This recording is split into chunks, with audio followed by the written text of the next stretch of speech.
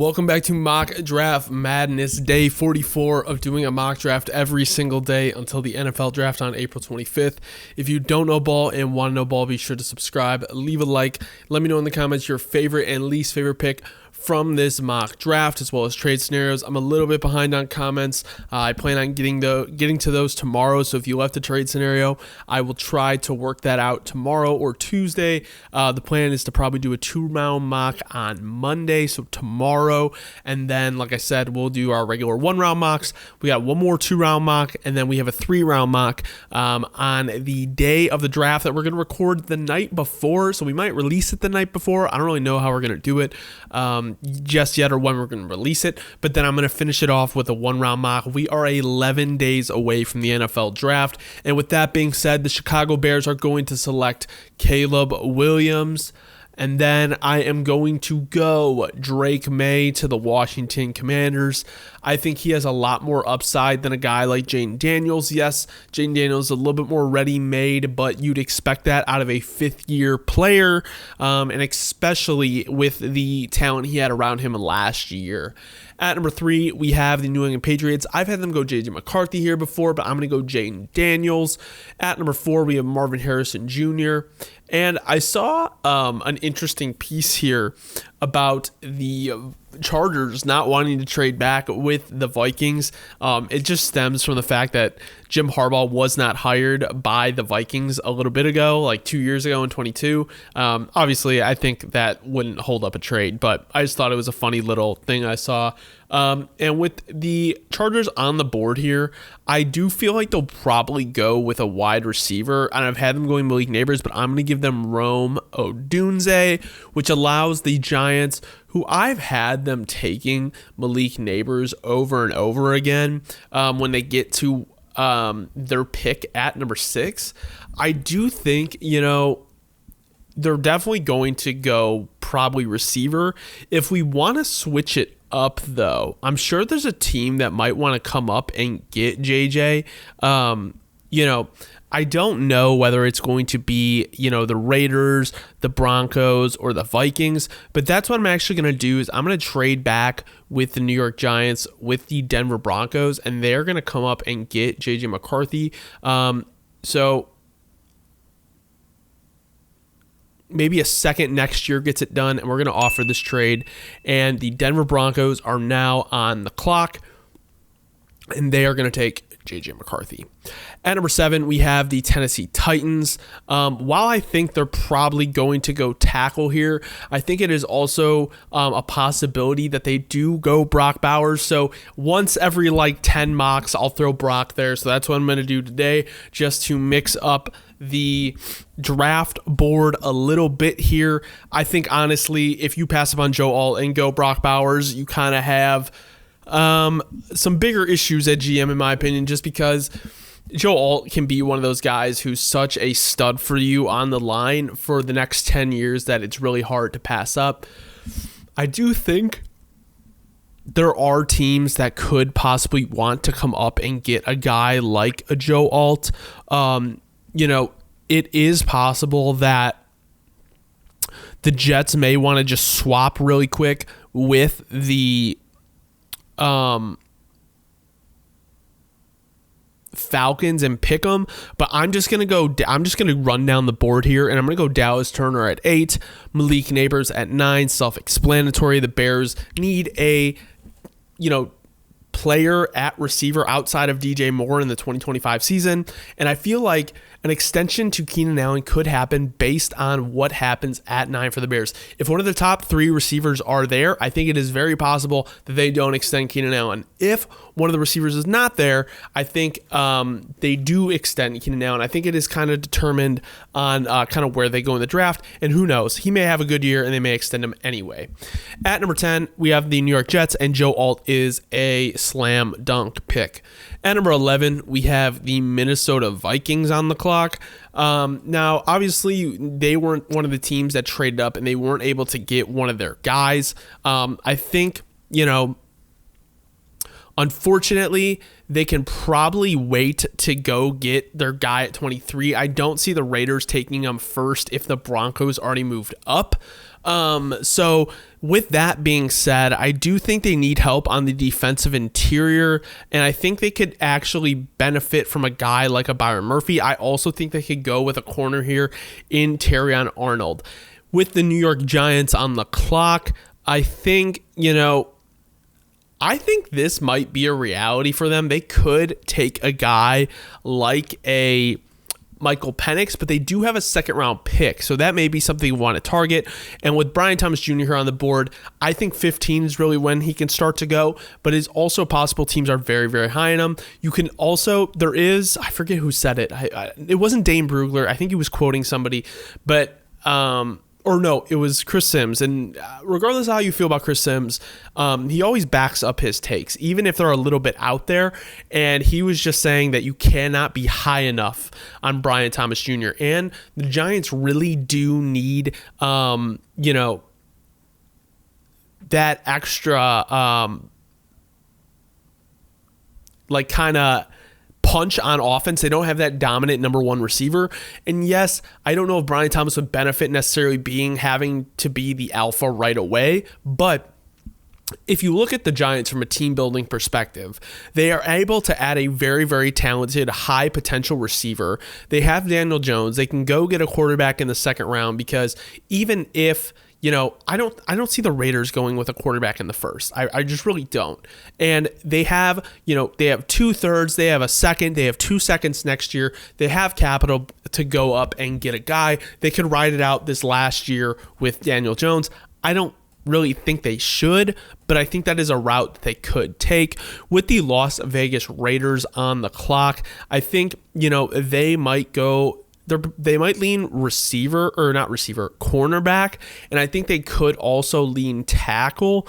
I don't know if you necessarily want to touch that defensive line, because it's almost like there's so much money between Max Crosby and Christian Wilkins that it's like you'd be doing the rest of your team a disservice in, not addressing other areas of your team. And I think, if you look at teams here that really do need, versatile offensive line play, I do think you could go to Lisa Fuaga, but I think Troy Fautanu could be a good fit for the Raiders, someone who can play all 5 positions and gives them versatility. They do need help at right tackle. He can play right tackle, so I think that does fill a void for them. And at 14, with Fuanga on the board, the Saints desperately need to replace Ryan Ramczyk, who probably won't be here this year, and Trevor Penning hasn't really worked out, so you're kind of hedging your bets a little bit by taking a guy like Fuanga, because you have the right side then. You can kind of worry about the left side later, but if you don't address tackle at 14, you're in a tough position where you might not have either tackle going into next year. At number 15, we have the Indianapolis Colts, and with Terrion Arnold available, I think this is a pretty easy selection. I think their corner room is probably their most dire area, a position that they need help in, and with a guy like Terrion Arnold on the board, I think it's pretty simple. At number 16, we have the Seattle Seahawks. They do need edge help, and I think with a Jared Verse sitting right here, I think that could be a very good play for them. I also think Laiatu Latu can be a good play for them. So I'm going to go Jared Verse here. I think with his power, his quickness, and speed, I think he'll just be a great edge rusher for whoever team drafts him. I think he would fit, obviously, I think the Seahawks are in a 3-4 defense. I do like them a little bit more in a 4-3, but I don't know. It could be different with Mike McDonald. I do not remember, but I think he's more of like a hand in the dirt kind of guy over like an outside linebacker. At number 17, we have the Jacksonville Jaguars. I think they need, they need edge help as well, but I also think they could go with a guy like a Amarius Mims here, where he's someone that can play both tackle spots. So you could sit and learn behind Cam Robinson this year. Obviously, you took Anton Harrison last year. He's your right tackle. Amarius Mims has really high upside and just needs time to develop. He's more inexperienced than raw, but if he can sit behind Cam Robinson this year and be that guy, and then you have Anton Harrison and Amarius Mims for the next 5 to 10 years, you are set up. I know Anton Harrison didn't have a crazy good rookie year, but I think he still has a lot of room to grow. I think he was a little bit raw last year when he came out. At number 18, we have the Cincinnati Bengals on the clock. I think with a guy like Jerzon Newton sitting on the board, I think that could be a good selection for them. I also like the idea of adding like a Olu Fashanu or a JC Latham. Here's my issue. You sign Trent Brown, and Trent Brown is going to be there probably for less time than Olu Fashanu or Orlando Brown Jr. And I don't see Olu moving to the right side. I just don't. I don't know if that's something he's going to be able to do. Could be wrong, but you might want to go and get a right tackle in Latham at that point. I do think, though, adding a guy that's kind of like an impact player in a Jerzon Newton could be a big add for them, because every year they're going to be trying to compete for the Super Bowl. I could also see a team like the Cowboys. I know the Cowboys don't trade up a ton, but trading up to come and get Olu. I could also see, a team even like the Dolphins coming up and getting Olu, because you don't know how long Teron Armstead's going to be there. And so actually what I'm going to do here is I am going to take Jerzon Newton, or actually, I'm going to take JC Latham here because he can also play guard for you. And I know they need, I believe it's the left guard spot. So we have JC Latham there. He can play guard for this year. And then if Trent Brown leaves, you can move him to right tackle. At number 19, the Los Angeles Rams need help on the defensive line. So Jerzon Newton is a good selection for them. Put him next to Kobe Turner and generate pressure. Obviously, the NFC is kind of wide open. I mean, not really. I mean, you have the Packers and you have the 49ers. So I think those are kind of the powerhouses in my opinion, and the Lions. I think the Packers are going to be really good. I think Jordan Love is going to be really good. He was already pretty good last year. And with the Pittsburgh Steelers needing their tackle, they get Olu Fashanu to pair with Broderick Jones. Getting Olu at 20 is a steal, and I think they would be ecstatic if that is how the draft fell. At number 21, we have the Miami Dolphins. I think they do need corner a little bit more than people think. And with Quinyon Mitchell being here at 21, I think for value, it is kind of hard to pass up, especially because he's going to be learning from a guy like a Jalen Ramsey. 22 to the Philadelphia Eagles. I really do like Leatu Latu here. They do need cornerback help. I do think they could also add a receiver. Guyton is also an option. I think if you want to add, cornerback, you can add a Cooper DeJean who gives you safety versatility. He can play corner as well. And with the Minnesota Vikings here at 23, I think this is probably where they're going to go and get their guy at quarterback, whether that is Bo Nix or Michael Penix. I like the idea of, Bo Nix because I like both. I can see how they could both fit. Nix knows how to work an offense, and he can use his legs. Penix is good too, but he struggles a little bit more under pressure. I think with Nix and being in that Kevin O'Connell offense with all those weapons around him could actually be a pretty good player at the NFL level. I think, yes, he spent a lot of time in school, but at the end of the day, like giving him Justin Jefferson, Jordan Addison, TJ Hawkinson, Aaron Jones, I think this is actually a very, very, very good play for the Minnesota Vikings. At number 24, we have the Dallas Cowboys. They desperately need O-line help, so we're going to give them Graham Barton, who can play all 5 positions. At number 25, we have the Green Bay Packers. Honestly, they do need corner, but with a guy like Jackson Powers-Johnson sitting right there, I find it hard to pass up. I know you guys don't typically take O-line in the first round, but sometimes I feel like it's just best to take the guy that you feel is going to be good and not bank on developing a player. At number 26, we have the Tampa Bay Buccaneers. So they don't necessarily need this. And I think Latu or Wiggins would be a much better choice. But I think if you want your best chance of winning and you don't know how long Mike Evans is going to be there, maybe adding a guy like Adonai Mitchell to that room could really add more, obviously add another weapon, but like Baker Mayfield's going to be your quarterback for the next 3 years. So We know he's not someone who is going to take you over the top himself. What they did last year was really impressive. So if you're going to be able to add a weapon around him, I think that is very interesting in terms of the fact that, we've seen it with Jalen Hurts. He's best when he's all these weapons around him.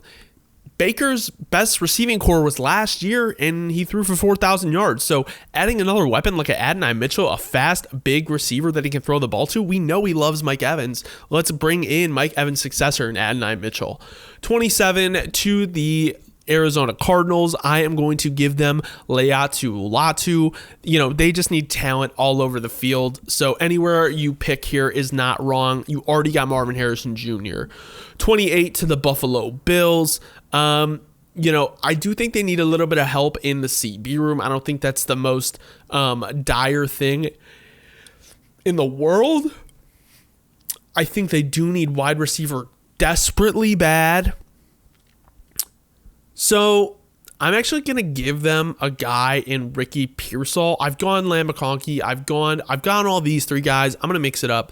I'm going to say they love Slick Rick out of Florida, and he's just a smooth, athletic pass catcher. I really like Ricky Pearsall. I can see him being an early second-round selection. At this point, you're basically getting second-rounders anyway. So if you like a guy, sure, you might not get the best value on him, but the next time you're picking is pick 60. So you don't really have a choice unless you're going to trade capital to move up again. 29 to the Detroit Lions. They need cornerback help. They also need edge help. I also think adding a receiver could be really good for them. And, I know they need corner really badly, but maybe let's just build the offense even more. And I think maybe adding a guy like a Keon Coleman to that offense, Keon Coleman, Jamison Williams, and then you have Amon-Ra St. Brown and Sam Laporta, like that offense is stacked, especially with Jahmyr Gibbs and David Montgomery. Yes, they need a corner very badly, but offense wins in this league. And if you have the best offense in the league and you can stop them every now and again, you might win the game. At number 30, we have the Baltimore Ravens. They do need cornerback help, so I'm going to give them Nate Wiggins because of the value here sitting on the board. 31 to the San Francisco 49ers. I think they could add a guy like a Kool-Aid McKinstry because they desperately need cornerback help. I think that is one of the rooms that struggled the most last year. Just their depth is very, very thin. At number 32, we have the Kansas City Chiefs. So the Chiefs board is always interesting to me because it's like, I think Jordan Morgan is probably a good bet for them to play on the right side, opposite of Jawan Taylor. And yes, you have Wanya Morris, but do you want to bank on him being your guy all throughout next year? We've seen what happens when the O-line for the Chiefs is not good. That's why they lost the Super Bowl to Tampa Bay. The interior is decent, but you need to secure those tackle spots. At number 33 to the Carolina Panthers. We've been adding wide receiver, and it's desperately needed, but they also need, a center. I think we could add Zach Frazier probably around pick 39 if we were doing a 2-round mock.